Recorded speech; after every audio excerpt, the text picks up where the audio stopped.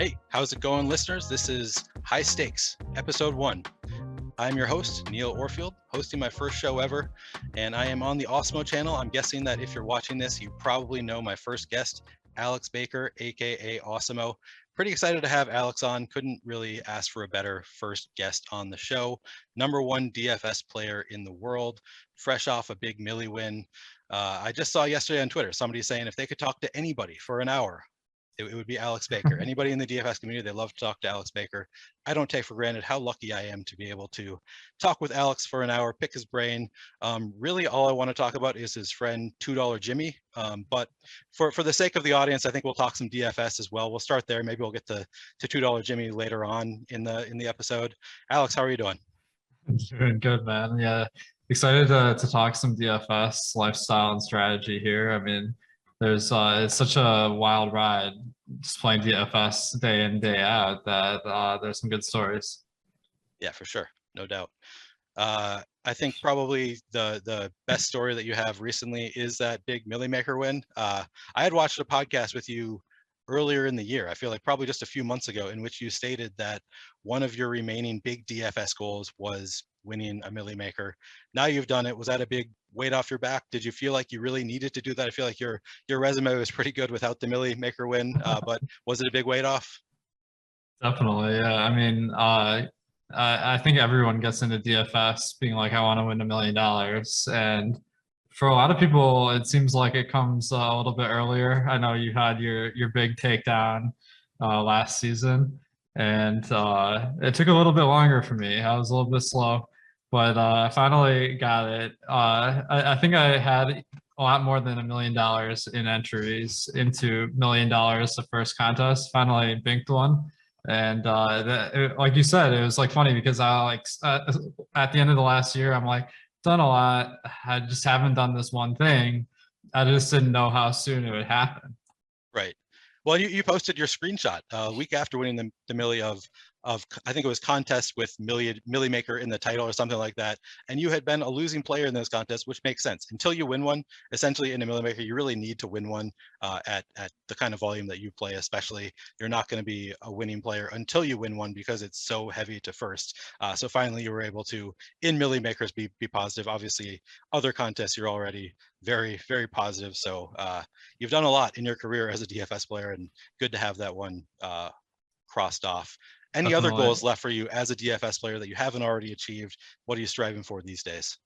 Yeah, one thing I'll mention there is that like the title of the show, High Stakes. Like if you just enter the Millie Maker every week, like for $20, so like that's a lot different than like sometimes they run these $100 ones where if you max enter, it's like 15 grand. So you can rack up a lot of entry fees pretty quick in some of these Millie Makers. And that's one of the ones I won was a $2,000 one. So I'm still trying to gun for one of those tournaments with a few 100,000 people with $1 million at first, or a live final. I'd say are two things that like when you get one of those, that's kind of the pinnacle of DFS. So in that case, so I do have something still that you haven't done, because I won it in the $20. So that's good to know. I thought that you had, crossed everything off. There was not anything that I had in DFS that you didn't have. So there's still one, I guess. You got to get the highest field Millie Maker. That's funny that you still feel the need to achieve that after you've already won a Millie Maker, but I guess that is how you become the #1 player in the world, always gunning for a little bit more. I will say, you said that I got mine earlier than you. I believe we established I actually started playing DFS before you did, just not as good as you. I started in 2013, so Nice. yeah, still took me a long time to get my first one. You said you're on the Lowell's podcast a week or so after you won the Millie, and you said that you're taking a step back from DFS to focus on the Awesemo website, focus on other areas of your life. Did the Millie factor into that decision, or is that something you had already been doing? Had you started kind of taking a step back even before that Millie Maker win? Yeah, I think it was something I intended to do going into 2022, like where I had been the #1 player for a few years. Mock Lovin kind of took my throne. Great player, of course. So that was a great competition last year between me and him. And then going into this year, I just kind of knew it wasn't really a sustainable lifestyle to be playing every single DFS slate, and then also holding down this full-time job with Awesemo. So that was kind of where like obviously one thing's a lot more important than the other there. So I knew where to trim down my schedule a little bit. And it's nothing formal. It's more just that if you play NBA every night, you're kind of tied up all evening, and I didn't want to do that every night. But once it gets to baseball season, and you can kind of set your lineups at 6 p.m. and then you're kind of just chilling for the evening, I feel like I'm going to play a lot more slates than that. Okay, that makes sense. Yeah, that was my next question is what does that even look like? I mean, for a guy like me, I feel like I play very high volume, but I only play NBA, MLB. I play a little bit of PGA, and then of course I play NFL. I play other things here and there, but for the most part, I'm only playing those main sports. It seems to me like you play every sport. I mean, I know that you're big into WNBA, you play a lot of PGA, you play MMA. I think that anything that essentially is offered, it seems to me like you play them. And then you also, I think sometimes I see you playing some of the smaller slates. I don't know if you actually play, do you play the night slates, or do you only play the main slates for NBA? When I was really trying to grind, I do night slates, but I never like really went all out on the night slates. I pretty much just had a really quick strategy that I used. Yeah, that's essentially what I do too. You just try to get a little bit weird on the night slate, smaller slates, but still you're playing huge volumes, so many different sports, many sports in the same day. So what does it even look like for you to take a step back when you're playing such high volume? I mean, are you going to be just limiting the different contests that you enter? Are you going to be no longer doing kind of the smaller entries? Are you only going to be doing the main GPPs? Are you going to be taking entire slates off? Are you going to be taking off entire seasons of specific sports? Do you have any plan for this, or is it just kind of a general mindset of I'm going to try to, you know, relax when I need to and take stuff off, no longer gunning for always being the top player? What's your thought process here in taking a step back? Yeah, I think that it's not really as much about like how much I'm playing on any individual slate. I think that'd probably be the same. It's more just being able to take some slates off. So I've been playing, you know, like at least a few times a week in every sport, just because I feel like that helps me do my job a lot better, just being on top of everything, but not necessarily trying to play every single NBA slate. Okay, that makes sense. Yeah, and let's talk about strategy just a little bit, because I think that's kind of what the audience wants from you. And you talk strategy all the time on a lot of different platforms. So I'm sure people have some idea of what you do, but you're still, everybody wants to kind of mimic you, I think, because you are the top player in the world. So I think in NBA in particular is a strategy that I find the most interesting right now, especially this year with COVID and with, I guess right now, especially with the trade deadline. Things change quickly in the NBA, and I think one of the biggest edges is utilizing late swap. And on top of that, planning ahead for news that might come out after lock, I think is really important in NBA. And I think that when you're doing that, particularly for those of us who use Fantasy Cruncher, it's important to understand the tools that you use if you're using the Awesemo tools. So I just wanted to ask you a little bit about the tools that I'm using regularly. And I'm curious how Awesemo handles projections for players with injury designations in NBA. So my understanding is if a player is listed as probable, they're generally given their full projection. Players listed as doubtful, generally considered out in the Awesemo projections. But questionable players is my bigger question. How do you handle questionable players when you are creating projections? Is it a case-by-case decision, kind of based on, you know, whether they've been what their injury designations have been recently and what's happened? And do you hedge a little bit? Do you give player a little bit less than their full projection if they're listed as questionable, and give other players in the lineup a little boost? How do you handle that when you're creating your projections? As far as projections for Awesemo, like we generally assume that questionable players will play, and it's not necessarily that it's wrong to assume that they won't play. Like either one is valid. A questionable player usually plays about half the time. But from like we have a lot of people at varying skill levels, like using the projections and the tools. So like the problem that people have is that if someone that they have in their lineup gets ruled out, then they know they have to make some swaps. But if someone that they don't have in their lineup is ruled out, they might not know that. So if we just go into a slate, assuming like, for instance, okay, Bam Adebayo missed shoot around, therefore Dwayne Dedman would be a really good value if he's out.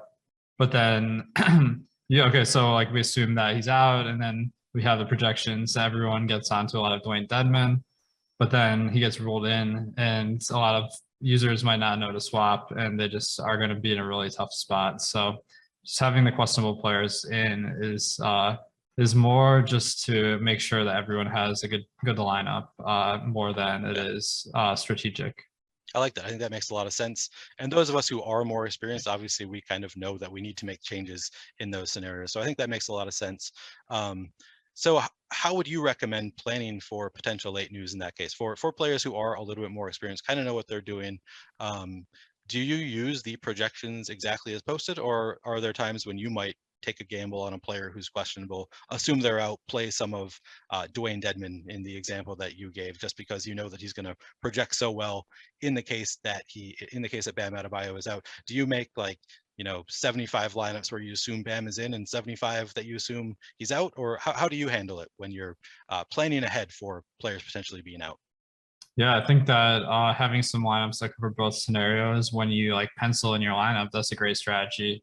It's not exactly what I utilize. I think that's that is a great idea. But what I've been doing recently, there's a few ways I like execute a late swap strategy, like in addition to just kind of just making the best lineups at lock. So one, like all of them use Fancy Cruncher in some way or another. So the first one is the groups feature, where like my general belief is that you need at least 3 roster spots to be able to take advantage of a late news situation. So I'll set a group that I'll just like say Portland, the Lakers, Kings, and Jazz are all the late teams. So I'll make a group with all those players. I'll say I need at least 3 of those players in my lineup. So every single lineup I'll have on that slate could have a player, a situation where I can late swap. The other way you can do it is you can use the boost feature, where there's a few ways to do it. One is you can thumbs up players on Fancy Cruncher or just add points to their projection.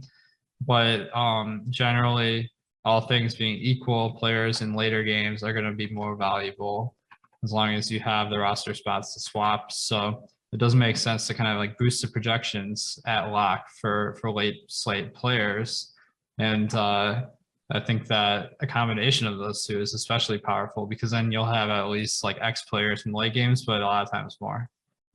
Okay, that makes a lot of sense. Yeah, it changes for me slate to slate, so glad to hear that you have kind of varying strategies as well. The tricky part is this is where you really have to use your NBA expertise to get the edge. You have to know like how important each piece of news is going to be for that slate. So that's going to drive a lot, because like you're giving up an opportunity cost by playing for the late swap, where like maybe you're prioritizing these late slate guys at the expense of the early slate. So that can be a gamble that backfires as much as it pays off. Yeah, that's definitely true. Yeah, and I probably shouldn't be saying this as somebody who touts NFL, but I find NBA shows by far the most useful. I listen every day to the Deeper Dive, Live Before Lock. I just think that it's so useful to hear what people who are really invested in this stuff are doing, how they're preparing for these different scenarios, what they think the likelihood is of a player being out. So I really utilize the Awesemo shows for NBA in particular, just because I think that there are so many moving parts, and it's really interesting to hear what other great players are doing. So shout out to the Awesemo NBA guys. They do a great job.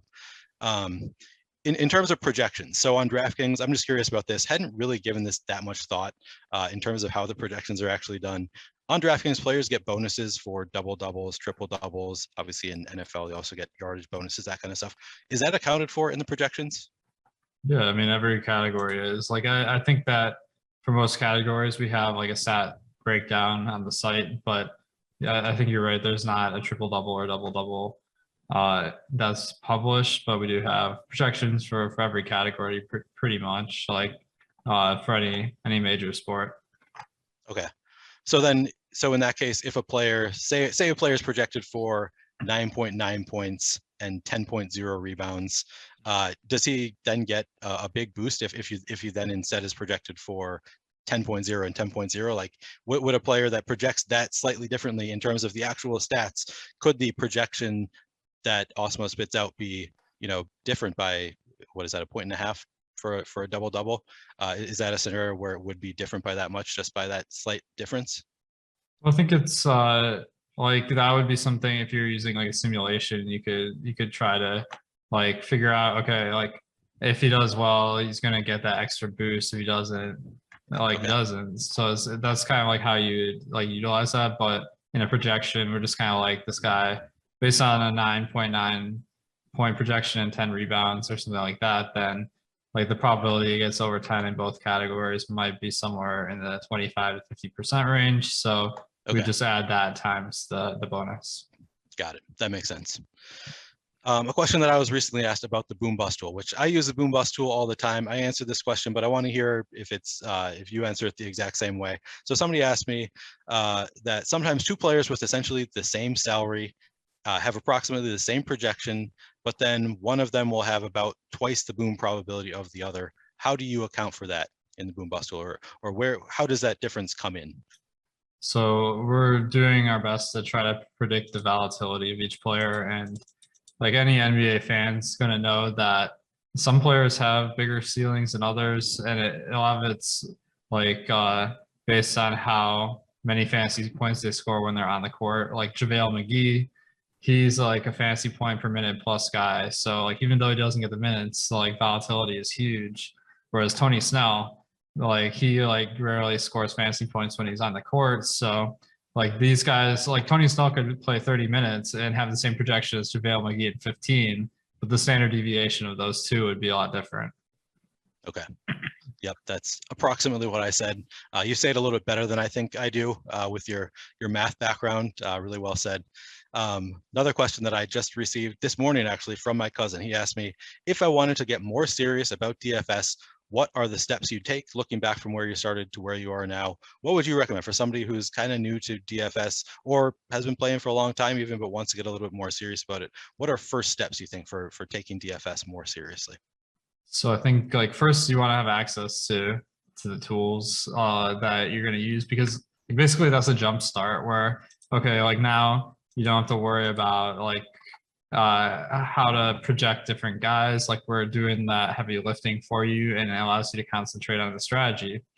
And for the strategy, like I think that in most cases, like someone that's a fan of the sport will be able to look at a lineup and be like, okay, this lineup makes a lot of sense strategically, or it doesn't. And it's like that combination of your intuition plus the tools like saying that a lineup is good or versus bad. That's a really powerful way to get a huge head start compared to like doing everything yourself. Okay. And that, I mean, that's the approach that I took. I won $100,000 a couple of years ago, and literally I think that night or the next day, whenever I had enough money in my bank account to subscribe, I subscribed to Awesemo Plus with Fantasy Cruncher, got into it immediately. I had the same thought process that I wanted to immediately utilize all the tools that I could because I thought that was probably the best way to get a lot better, and worked out for me. What would you say if somebody doesn't have, enough money to buy a full Awesemo Plus subscription with Fantasy Cruncher? Are there other tools that are, less expensive that you think somebody could, as a beginner, get into right away that would be, best bang for your buck if you only have, say, $15 a month that you can spend on tools? Oh yeah, definitely. I think that so one thing I'll mention, there's like the free tools of the day, so it's always good to keep an eye out for those. And then the Express membership, like a really underrated feature of our site is the lineup builder, where it's for like hand building, and it kind of gives you like if you get the Express membership, which is our budget option, it gives you like letter grades for each player. But the really powerful part of it is once you finish your lineup, it gives you feedback telling you, okay, this lineup's projection stacks up versus the field. Like it's better than 90% of projected lineups, or 80%, or maybe it's not projected well, but that's like a really good data point. And then the other one is how high owned it is compared to the field, where like a good GPP lineup is going to have some combination of good projection and favorable ownership. It varies a little bit based on sport. So NBA, I'd say you probably want to be better than like 80% of the lineups in projection. And you only need to be better than maybe 30% in ownership. But for other sports, that are more volatile, it's a little bit of a different balance. So it's kind of like fine tuning that strategy. Okay, that makes sense. Let's take a quick break from our conversation to talk about our sponsor. High Stakes is brought to you by No House Advantage. No House Advantage is bringing you a different way to enjoy DFS with player props contests. It's 100% peer-to-peer to help level the playing field. Over 500 player props are offered, and all new users get a $25 deposit bonus with promo code Awesemo. That's AWESEMO.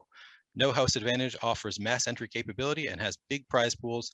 Beat your friends, not the house. Use Awesemo's No House Advantage projections and optimal lineup tool to help you take down big prizes today.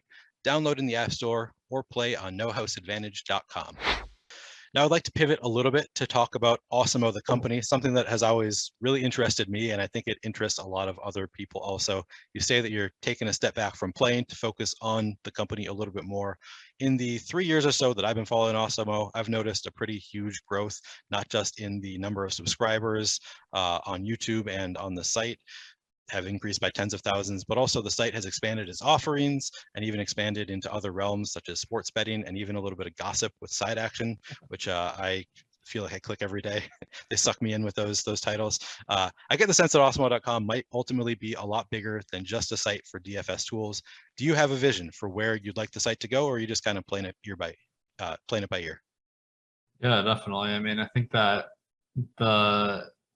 the industry is like evolving so rapidly, where like 3 years ago when we started the company, or I guess it's 4 years ago at this point, most of it was just DFS. But then a couple of years back, there was that big Supreme Court decision which legalized sports betting. So that opened up a huge potential. And I think like we've been really exploring how can we take all of the work we've done for DFS to be good sports bettors. And that's kind of been the odd shopper wing of the company. And then we have the fantasy football as well, where like we have the projections for NFL that we feel like are the best. So it was easy to kind of put that into a season long format. And we're really aiming to give people like the best tools for fantasy football. And then like I think there might be different opportunities down the road as well that might not be easy to see. Like NFTs have exploded, and there's some gamified ones like So Rare and Top Shot. So that's one possibility, but there may be other games that become popular. I think that we'd be pretty well equipped to handle all of those and be able to provide a lot of resources and tools. So the one thing I know is that the company has gotten a lot bigger over the last 4 years. Like kind of like we were like, let's use the name Awesemo. Because like people already like seen that name on the leaderboards. It has this recognition, but it's kind of like evolved into this new thing. So it's really exciting to see, what's next. Yeah, I think when I first learned about Awesemo, the company, of course, I already knew the name because I had seen you at the top of leaderboards and stuff. When I first discovered the company, I kind of thought Awesemo was like 4 guys, like 4 buddies doing a site, Adam, Josh, Laffy, you. Yep. I don't know. I don't know what I thought exactly, but I didn't realize how big of a company it is, and now kind of get a peek behind the glass, see that it's actually a very large company. You've also expanded into best ball. I noticed pretty quickly. I mean, best ball wasn't just kind of took off last year, and all of a sudden you're doing projections and you're making it uploadable to Underdog and stuff. So it's been pretty nice for me as somebody who's getting into best ball to have the Awesemo tools there to be utilized. So one of the guys that won $1 million on DraftKings in best ball had the Awesemo logo, and he posted this video on Twitter that night. It was really awesome. So yeah. It's always great to see people like not only using the tools but having that level of success. Yeah, I got to meet Felix in Arizona just briefly. We didn't talk for long, but he's a really nice guy. So very excited for him that he was able to take it down using the Awesemo tools in best ball. Also, with the growth of the company, it seems like there's a pretty regular flow of new employees and contributors to the company, myself included, just started this year. There also seems to be a regular flow of DFS players on social media who would love to get some work creating DFS related to content. I see that all the time. People post in their screenshots, hey, I won $50,000, put me on a show. I feel like I see that pretty regular. People really want to be involved with Awesemo, doing shows, maybe doing some writing. Winning contests obviously helps. What else can people interested in doing content do to get in the door as a contributor or employee at Awesemo? Yeah, I think that is a question that a lot of people have is like we all have this shared interest in playing DFS or sports betting or fantasy football. And like, it's all about like, how can I monetize this like the best way? So like, that's obviously an approach I took where like, I was doing pretty well playing, but like there's a lot of potential in other areas. So from a content perspective, I think that, the best way to get into the industry is probably to like start your own channel and show that you can you can do some good content. I know a lot of guys that work for the site now kind of like started off that way where you had like Matt Gajewski doing a ton of like MMA and college football. Gundacker has his own stream and I mean other guys as well. I know Greg Ehrenberg, he kind of started off with Basketball Monster and then also went to DK Live. So I think just getting your foot in the door, like getting some experience, and if it's not possible to just get a job in the industry immediately, then just creating the content and putting it out there and generating that social media presence, like all those are things that are going to look really attractive when we do look for new contributors. Okay, yeah, that makes sense to me. You kind of want to see that somebody can not just win, but also make content that makes sense, that is understandable to people outside of that person's beautiful brain. Make sure other people can understand what they're saying as well. Makes a lot of sense. Now, Awesemo, I kind of believe that I was the target audience for the Awesemo tools. I took DFS very seriously even before I subscribed to Awesemo, but I was, watching the shows. But I had a full-time job, so it wasn't really feasible for me to create my own projections, run my own simulations. I just didn't have the time for it. I think there's a lot of DFS players out there who, like me, have been pretty successful at DFS without needing to be innovative or truly unique in our approach because of the Awesemo tools. Do you ever regret that? Do you ever regret creating a site that in effect made it more difficult for you to win at DFS? Or do you think that it was inevitable that tools similar to those at Awesemo would have made it public by now? I think that, I mean, I came from a poker background and a similar transition happened in poker where like people started making more and more like learning resources over time. So I did see it as kind of an inevitability that would happen. But when we started the company, like there were other companies kind of trying to, that already existed that were doing similar things to what we did. But the reason why we saw a market opportunity is because like going to all these live events, people would always come up and be like, I want to play like you. But it's kind of what you're saying where like, it's just hard like to do it all when you have a full-time job and a family. So that's really where we wanted to bridge the gap because like the way I saw it is like you had all these sharps that were like playing DFS 80 hours a week, some of them, and running away with all the money. And then I think that your average fantasy aficionado was kind of getting left in the dust a little bit. So that's really like I saw that as kind of an unsustainable path for the industry in general because like that's not a very like healthy ecosystem to become a part of. And then like I think that having at least some tools that you can feel really confident in to help you with your lineups, that makes the fantasy experience a lot better for everyone. Okay, yeah, I definitely appreciate it. Speaking of the 8 hours a week, I just want to touch on that for a second. I know that you're referencing Chess is Okay, who made the statement that he works 80 while he was playing DFS as a pro, was working 80 hours a week. I saw Adam Scherer post kind of in his defense that if you're doing all of your own stuff, it is necessary. He said that he thinks that he used to work 80 hours a week. I've seen Travis Petty say something similar. I'm curious, how many players do you think there are that put in, let's say, over 70 hours per week? How many players do you think are actually putting in that level of work every week?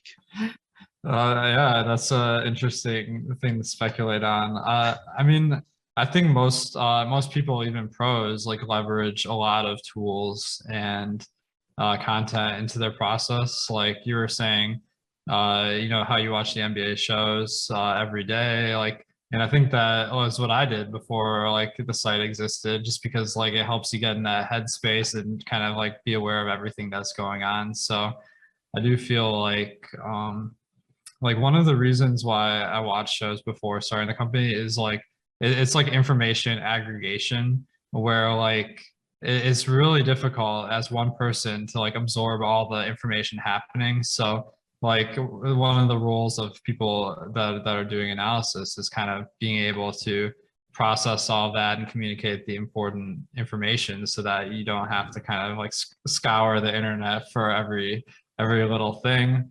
And I think that like we're like maybe 80 hours a week, like making your own projections and all that is maybe not the best way to become a pro, but certainly it has a lot of upside.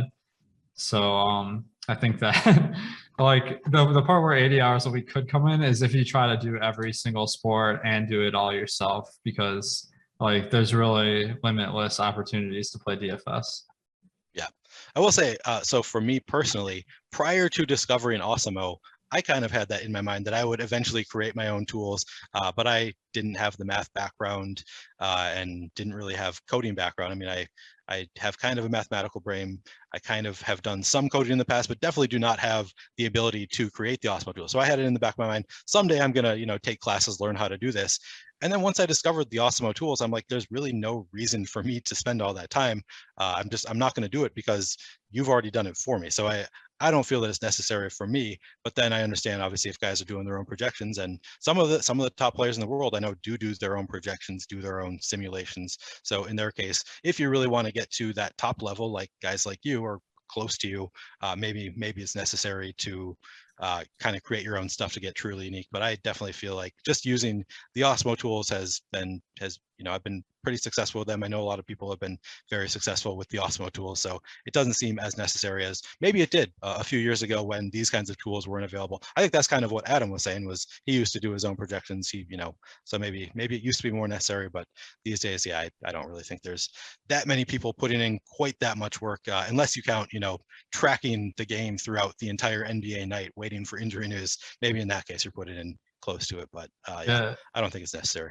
I mean, like the tough part too is like we're constantly working to improve these projections too. So it's like it's a little bit of an uphill battle to like first get to that level of like different projections out there. Like I feel pretty confident in ours, and then also like continue to like research and develop them, because like we're spending a ton of time every week. We have kind of a team that works on all this stuff now, like including Sean Zahn and Steve Buzzard, the Colts, like from the projection standpoint, that we're all trying to like really sharpen the models and also the day-to-day analysis. So the tricky part is staying ahead of that curve, I guess. And there's like the important thing is you just have to figure out what's the best way to get at edge. And you have interesting like people in the community. Like some guys try to do like their own projections. Then you got a guy like Whistles Go Woo, and he's like, I'm gonna take all this academia that I used and like put this theory into practice. So like there's a lot of different types of people having success out there and like approaching it in totally different ways. Yeah, that's for sure. I talked to one of Whistle's friends who seems to be kind of part of the Whistle's team a little bit in Arizona. It seems like he's got, people helping him out. He's a really sharp guy, but yeah, not many of us can do what Whistles does or what you do. So I think for most of us, just using the site. And again, speaking of the 80 hours that I don't have to do, part of the reason that I don't have to do it, that most of us who use the site don't have to do it, is because guys like Sean, John, and Steve Buzzard and you are putting in the work behind the scenes, saving us a lot of time. So that's really nice. Speaking of the tools, I'm curious, do you ever feel hamstrung by the tools? I feel like I would if I publish tools for other people to use.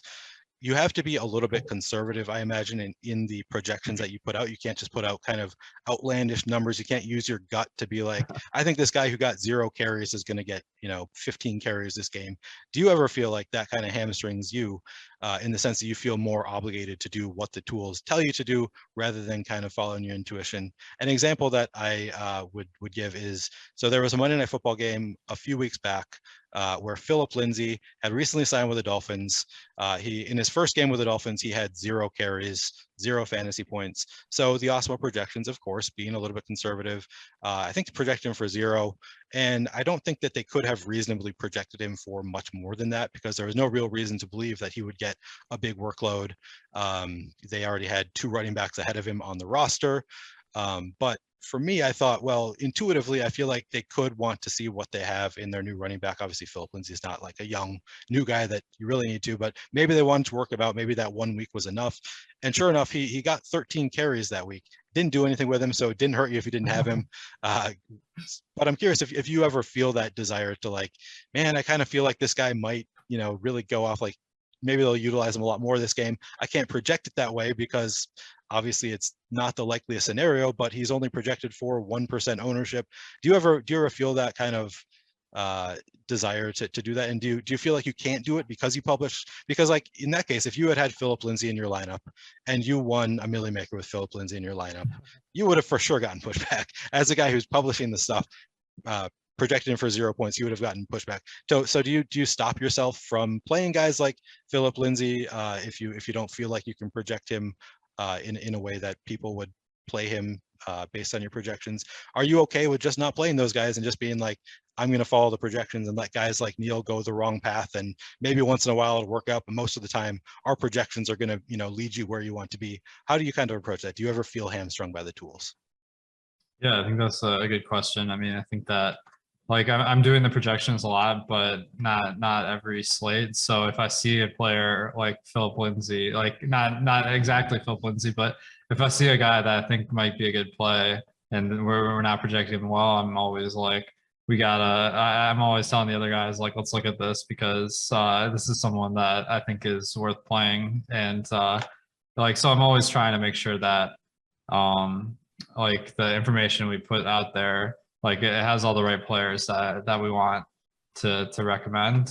I think that if I thought Philip Lindsay was going to play, then I would just have him in the projections and then play him. If I thought he wasn't going to play, yeah. So I feel like there's that level of control that allows me to do that. But I think that the way I see the industry a little bit is like there's kind of a projection for every player as far as projections. Like a lot of it's based on like props, or like the props are a good way to like evaluate the market and where the money is going.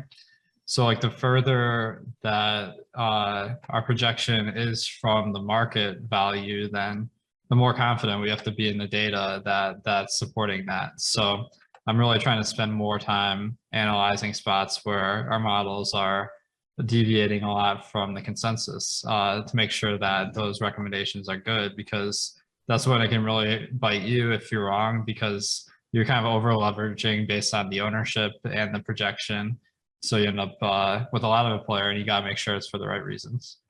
Give us a like and subscribe so you can keep up with all of our shows, DFS offers, giveaways, and much more. Once you subscribe, hit that notification button to get alerts when our shows go live. Be sure to also check out our monthly podcast giveaway. Just subscribe to our podcast channel and leave a 5-star review with your Awesemo username or Twitter handle to be entered to win a free month of Awesemo Plus Platinum. I'd like to touch on social media just a little bit.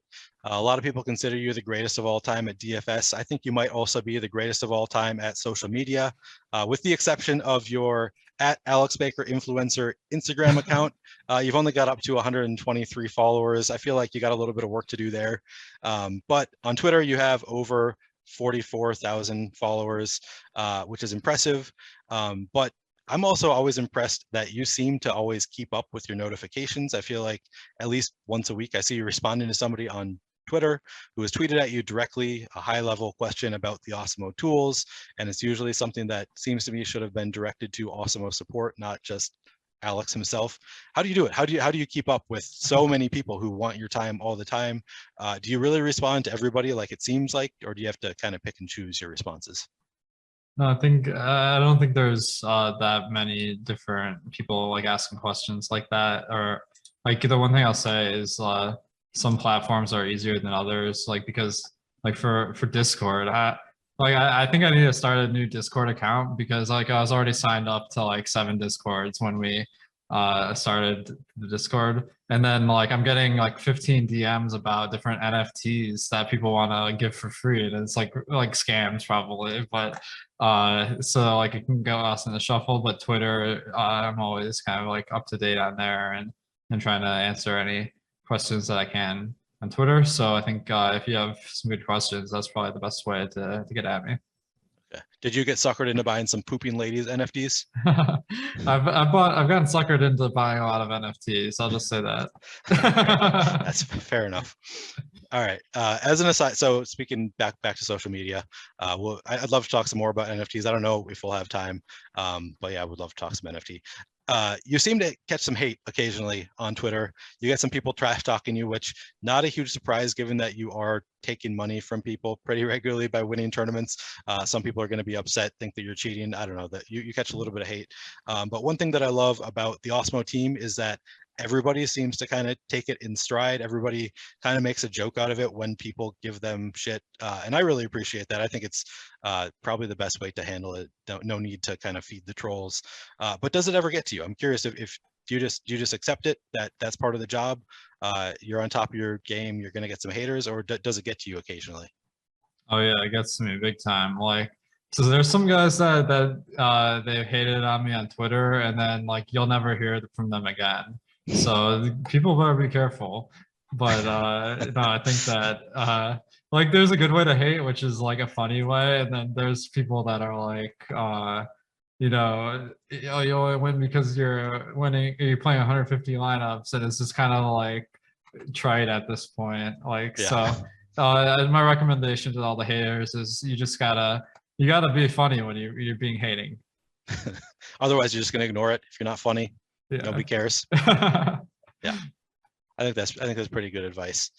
I'm also curious about the Alex Baker experience at live finals. I was really looking forward to hanging out with you at the Tournament of Champions last week. Ultimately, you weren't able to make it to Arizona, so I never got to learn the answer to something that I had kind of been wondering for a little while, which was, is Alex actually going to have any time to hang out with me? If you had been in Arizona, would you have any time to hang out with other participants? It seems like there are a lot of people who probably want a little bit of your time at events like that, with DraftKings itself, employees, especially with this Chasing the GOAT program. But then also, I think every participant there, you're a pretty recognizable guy that people are going to see and be like, that's Alex Baker. I'd like to talk to him. So I was kind of thinking, you probably don't have a ton of time to hang out with individual people at live finals. Is that the case? Are you always pretty busy being, kind of pulled in a lot of different directions? How does that go for you? Well, I think the live finals, like, it's a pretty like select group of people that make it. I was really looking forward to going to the TOC. Of course, some things are more important than DFS, like, as it turns out. But I think that like when you qualify for a live final, it's like several days of hanging out, and like usually there's somewhere between 50 and 100 qualifiers that go to these. So it's a pretty small group, and you're at these events for like 10 hours or more. So it's really like ample opportunity to talk to everyone. So I always like when people I like hearing people's stories, especially if they have like come up using our tools. Like this one guy at the last live final was telling me how he only had $3,000 and he got laid off of his job because of COVID or something, and then he like turned it into hundreds of thousands of dollars over the last 2 years. So like it's always fun hearing those kind of stories, and it's always good meeting people at live finals. I mean, the people, a lot of the business connections I made have been through live finals. Like Tom Kennedy, the co-founder, we went to the Scottish Golf Experience together and got to know each other there. Steve Buzzard, I met him at a ton of live finals, and eventually we convinced him to join the team. And Sean Zahn also, he's funny because he lives in Chicago, but like we also met at the Denver live final. So yeah, I think that like one of the underrated parts of the live final is just getting to know all these other guys in the industry and being able to meet some people that could be really really valuable to know. Yeah, I definitely have loved the two live finals that I've been to. Been a great time getting to know a lot of different people. Obviously, it would have been awesome to get to know you, but I guess I'll have to shoot for some more live finals in the future. Sadly, I haven't been able to get any tickets to any other live finals. Sore subject for me, but maybe I'll keep trying to get into the basketball live final or something, so that we can hang out somewhere at some point. I'm kidding. It's not a sore subject. I don't try that hard in general to get to live finals. Not usually my priority, but not something I've been successful at. Alex, do you have a hard out? I know we're about 5 minutes from 5 o'clock Eastern time. Are you on the show, or did you need to go to I'm good. start preparing? We can go a little bit longer. Okay. Yeah, because I just have a couple more topics that I'd love to just touch on. One of them being NFTs. I mentioned that I wanted to talk about it a little bit. I know that you're super into Top Shot, as am I. We're both kind of bag holders in Top Shot. We both kind of, I think, got in at exactly the wrong time. But I think that we're both still kind of bullish on Top Shot. Is that true for you? Are you feeling good about Top Shot? I was watching a show just I don't know when you did the show. I believe it was December, where you said that Top Shot was just not that fun for you. You weren't really enjoying your Top Shot experience. I feel like since then they've ramped up the challenges and stuff a little bit to make it at least a little bit more interactive. I don't know if that's exactly what you're looking for. Are you enjoying your Top Shot experience at this point? Are there things that you'd like to see them change, and are you still bullish long term on the platform? Yeah, I think that Top Shot has stepped up their game in the last few months. They have a lot more like happening on the site, and it seems like they've kind of come up with a new normal. Like it's interesting because it kind of is prioritizing more of the fantasy value players instead of like the collectability of Top Shots, which is definitely intriguing to us as fantasy players. So it's kind of another way to leverage some insight there in their flash challenges. So I think it's a pretty cool concept. A lot of times the execution like leaves a little bit to be desired, but it's pretty new. So yeah. I was also shocked to see that you, as a guy who I think a lot of people associate you with Cool Cats, because you had so many Luka Doncic and you were really into Cool Cats for a while. You sold all of your Cool Cats. I just looked yesterday. You're not part of the 9 Lives Lounge. Is there just too much pain there for you? Buying the top, selling the bottom. I feel like that's where most of your bag comes from, is just the Cool Cats. Are you ever going to overcome that and join the 9 Lives Lounge, or are you just are you just somebody who doesn't ever want to be in the 9 Lives Lounge? You just have too much pain related to it. It's really the pain like that made me sell them off, because especially with that stimmy, maybe I could have bought them back. But yeah, I think like one of the things I just don't like that LaMelo moment with the dunk. That's like that key piece. Yeah. Or the Luka one. So I'm like, I don't know if I love these moments, and they cost a small fortune. So yeah, that's kind of the reason. It's funny to hear you say that that you don't like the moments in particular, because I feel like in looking through your portfolio, which I did just kind of preparing for the show, and I see that you have sort of a similar philosophy to me, at least in terms of your holdings, in that you have a lot of badge players. You have a lot of Top Shot debuts and moments that have that are challenge rewards and things like that, that I think are kind of the long-term play, is kind of the Top Shot rewards. But you still you factor in the actual play. So I mean, talk about bad LaMelo moment. You see the LaMelo first moment, the Top Shot debut, that assist is probably the worst moment on the site, which is a really unfortunate thing for it to be LaMelo's Top Shot debut. How much do you think you factor in the badges versus the moment itself? Well, I think the badges are interesting from the flash challenge perspective, but like the LaMelo is a good example where I feel like they have that moment of his first points, which as a moment is so much more compelling than the assist to Gordon Hayward. So that's my lean. But they found ways to add value to the badge itself. So like I think either way makes sense. Okay.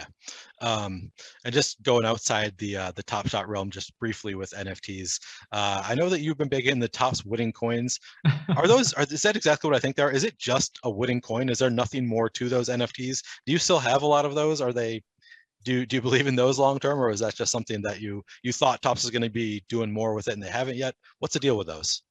So yeah, the wooden coins is a joke, but Okay. so there was some big news with Topps that Fanatics bought them a couple of weeks ago, and Fanatics, like people might not realize this, but their CEO is the former CEO of FanDuel, Matt King, and it sounds like they're trying to really build this big company that's gonna. I think Fanatics more had been in like apparel previously, but it sounds like they're gonna be more like sports betting, NFTs, plus whatever they have already. So that was a really bullish sign for people that have Topps NFTs, because they had lost their license and the future was very uncertain. But that is one that, if you look at the prices of the star players on Topps versus Top Shot, like it's just like such a huge price discrepancy that if it ever took off, it could be a big thing. I didn't even know that they had Topps NFTs that were player related. So maybe that's something I need to look into. Are you familiar with the Candy MLB NFTs at all? I'm a little bit familiar. I know that Okay. they started off with like stadiums, and they don't yeah. I don't know too much about it. Okay. Yeah. I mean, they released some packs. I bought a few because my cousin pointed that out to me. They had like an all-star set and various sets. It seems like it's licensed by MLB. So maybe something to look into if you're also to look into if you're interested in MLB NFTs. How about outside of those sports? Do you have any? You say that you have a lot of NFTs. Anything that you're really bullish on, that you're really high on? Any like huge ones that I don't know about, crypto punks or like apes? Do you have anything like that, or are you do you kind of just invest a little bit? And what are you holding these days? Oh man, I feel so bad because I met this guy at one of the finals for FanDuel. His name's Haas the Boss, and he was like, "Dude, you gotta buy a ape," and it was like 50K at that point, so it wasn't early. He's like from the business perspective, like you can just be like ape follow ape, and it'll be like all these people that get into it, but like I didn't take him up on his advice. I bought ETH instead because I was like, oh, that's like the currency of NFTs, but that flopped, and apes really have held strong. So my intuition in NFTs has not been very good. Yeah, me neither. I bought into apes and I made some profit there, but I definitely sold. I sold my last ape, I think literally like a day or 2 days before both Steph Curry bought an ape and changed it to his profile picture, and then they also announced that mutants were coming out like that weekend. So I lost a lot of value in not holding on to my ape a little bit longer. Huge bummer for me there. Have you heard of? I got to ask you. Have you heard of the Ballers NFTs? It's my profile picture. So if you've seen my Twitter profile picture, you've seen Ballers.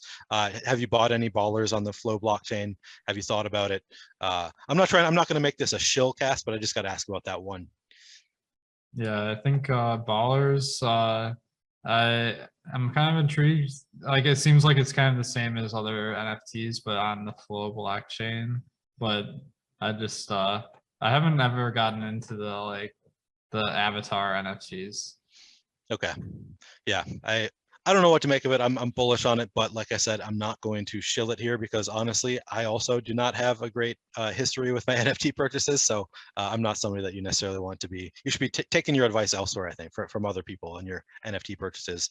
I also want to just touch on really quickly this Chasing the Goat series. You mentioned on the Lowell's podcast that they might want to make it into a series. That right now the episodes they're putting out are just kind of more like teasers and not like full episodes. They're each just like 10 minutes. Have you got any update on that? Is that something that they're going forward with? Is there a new at least teaser episode coming out soon? Because guys like me, we can't get enough of that. What can we expect going forward? Thanks, man. Yeah, I think that the idea it's funny because I always wanted to do reality TV. I had this trailer for this show Baker's Dozen that I made in college. That was going to be like a sequel to Flavor of Love. Are you gonna publish that for us? Because I think your audience would love to see that. It's on YouTube. If you go to my personal account, let me see if I can. It's just under Alex Baker, and it has the trailer on there. But yeah, I think Chasing the Goat, like it was a really cool experience, and like it was awesome, like shooting the show with Whistles and Big T, and then like all the producers and people involved were great. So I'm excited to see what comes of that. Like the last I heard is that there's going to be a 22-minute pilot that they're going to pitch.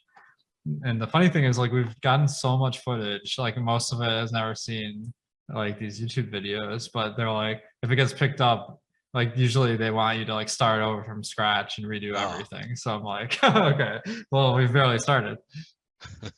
I mean, you got a fresh new wardrobe out of it at the very least. Yeah. Looking pretty good in your new duds. Yeah, it's exciting. I'm looking forward to see which direction that goes. I'm also, you mentioned that you're really interested in shows like The Bachelor. Where does that come from? Do you actually watch every episode of The Bachelor? I can never tell to what extent you're serious, to what extent you're joking when you're posting about The Bachelor on Twitter.